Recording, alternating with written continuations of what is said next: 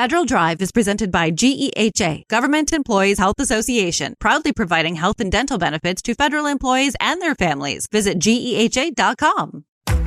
And now, the Federal Drive with Terry Gerton, sponsored by GEHA. Welcome to the Federal Drive on Federal News Network. It's Tuesday, April 14th. I'm your host, Terry Gerton, and I'm glad you're here. Coming up on this hour of the Federal Drive, new technology is changing how federal agencies use personal data.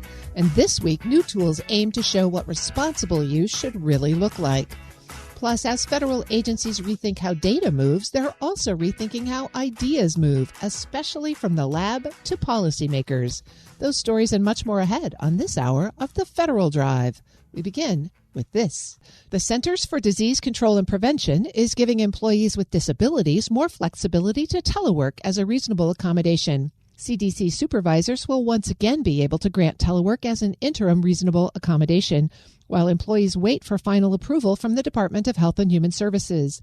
HHS rolled out a new policy last year that strictly limited medical telework. Federal News Network's Jory Heckman is here with more detail. Jory, thanks for joining me. Hey, Terry. Great to be here. Let's take a step back before we talk about the new policy and remind everybody about what HHS did to reasonable accommodations last year. Right. So last year, HHS rolled out this new restrictive policy for telework as a reasonable accommodation. And as part of that, HHS repealed all the existing reasonable accommodations that did have telework as part of that accommodation.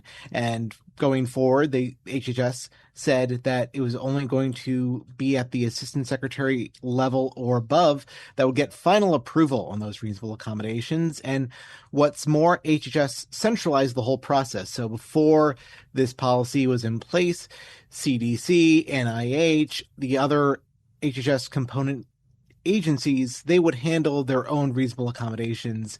But now HHS, which is a huge department, is centralizing all that work. All of the reasonable accommodations across its agencies now get approved from the assistant secretary level at HHS. And in the interim, while these accommodations are being considered, while these cases are being processed, HHS was very restrictive to interim accommodations that included telework. And Jory, what did that do to the backlog of folks who are waiting for a decision? It greatly increased that backlog. What I had reported earlier was that the Centers for Disease Control and Prevention, they were looking at a backlog of about 3,000 cases that was going to take about 6 to 8 months to process. And so why did they make the policy change now? Well, CDC had gotten considerable pressure from a couple of different outlets here. One was that the Office of Personnel Management, they stepped in and said that agencies shouldn't do any kind of blanket approval or denial of reasonable accommodations, that they should be handled on a case-by-case basis. And also, recently, the sources had shared with me that there was a recent CDC town hall with Jay Bhattacharya, who is the permanent leader of the National Institutes of Health, but he is also currently serving as the CDC's interim director until a permanent leader is confirmed by the Senate. And he had really been hearing a lot from employees about this restrictive telework policy.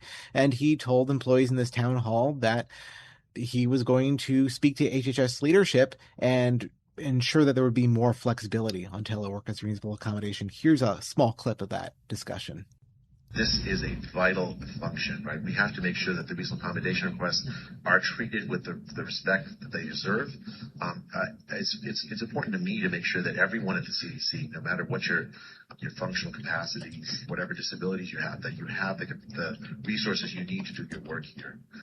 So that was Jay Bhattacharya, the NIH director and acting CDC director. One thing I'll note is that in the recording that I received, CDC employees gave him a round of applause, a very hearty round of applause after those remarks. And he said that applause line really tells him so much. One other thing to bring up here, the HHS press secretary told me in a statement that telework does remain an option for accommodating qualified employees with a disability, and that the department does handle these accommodations on a case-by-case basis.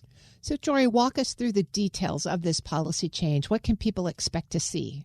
Yeah, so what they can expect to see is that agency supervisors have regained the authority to allow telework as an interim accommodation, while HHS leadership continues to look at the final approval or denial of the accommodation request.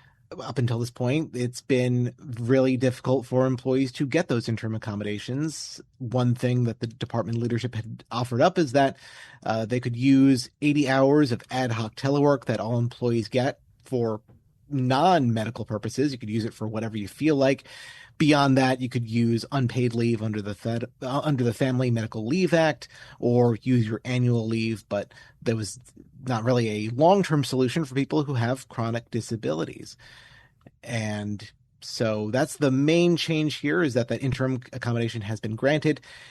HHS leadership was really careful to point out, though, that this is still a accommodation of last resort, that if there are other ways to accommodate this disability besides telework, that they're going to pursue that. This seems like a good news story. What has the reaction been like from employees and perhaps labor unions? The reaction has been mixed. CDC employees who have been keeping me apprised of the situation, they have been cautiously optimistic that this is seemingly a step in the right direction after HHS perhaps realized that they are going too far in this direction and course correcting to some degree. However, I did hear from the American Federation of Government Employees Local 2883. They represent CDC headquarters employees, and that local president, Yolanda Jacobs, says that still final accommodation requests are being consistently denied, and that this guidance is still lacking, and that the department should be doing more to accommodate employees who do have disabilities. I will say that this has been an issue that has been happening not just at HHS. This is something that's been happening at other agencies.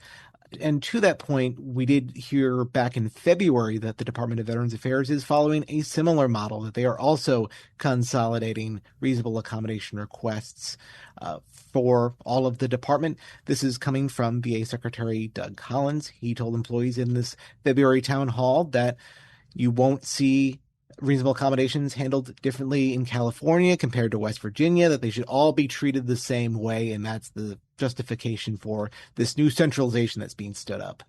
Can employees expect that this will run more smoothly after a little bit of a break-in period here?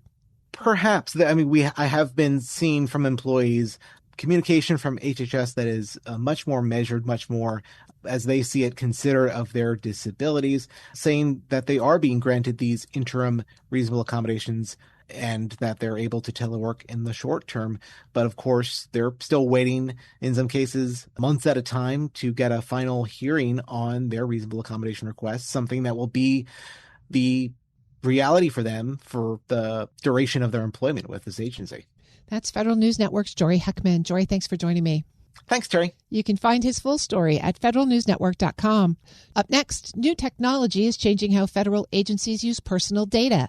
And this week, new tools aim to show what responsible use should really look like. This is the Federal Drive with Terry Gerton on Federal News Network.